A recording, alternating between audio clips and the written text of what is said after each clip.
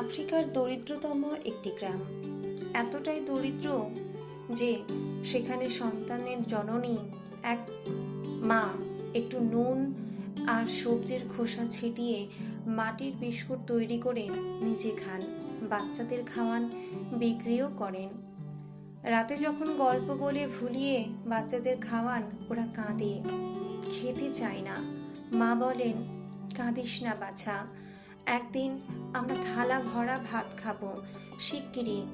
সেই গ্রামের স্কুলে একদিন রেস হবে, বিজয়ীর পুরস্কার মেডেল নয়, ট্রফি নয়, এক ঝুড়ি খাবার, রুটি, বিস্কিট, কেক, চকলেট, অনেক কিছু থাকবে। ওদের মধ্যে খুব উৎসাহ।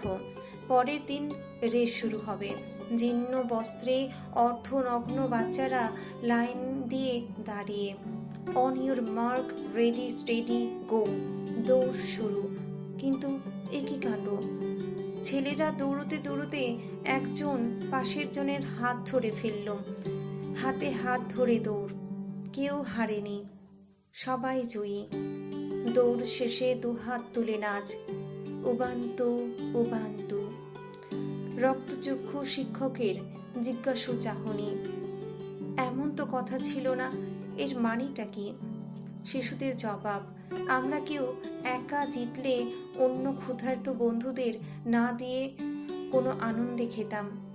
শিক্ষকের থোতা মুখ ভোঁতা, উবান্তু আফ্রিকার সোলা সংস্কৃতি, যার অর্থ I am because we are. আমরা আছি তাই আমি আছি, আমরা না হলে আমি কে? লাভ কথার এক কথা এবং শেষ কথা।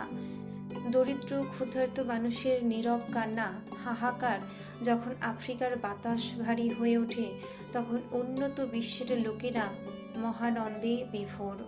সারা বিশ্বের সম্পদ অল্প সংখ্যক মানুষের হাতে স্থূপীকৃত। হায়রে অসম বণ্টন! আমরা মানবতার কথা বলি, ধর্মের বুলি ঝুরি, সমারাস্ত্রের জন্য কোটি কোটি ডলার ব্যয় করি, নিজেকে বাঁচানোর জন্য অন্যকে হত্যা করি, ধর্মের নামে সারা বিশ্বের ছড়িয়ে দিচ্ছি আগুন।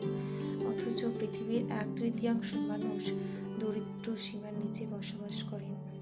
এই অত্যাধুনিক সভ্য মানুষের মাকে সন্তানদের ক্ষুধা নিবারণের জন্য মিথ্যা আশ্বাসের গল্প শুনিয়ে ঘুম পাড়াতে হয়। আশ্চর্য এই পৃথিবী!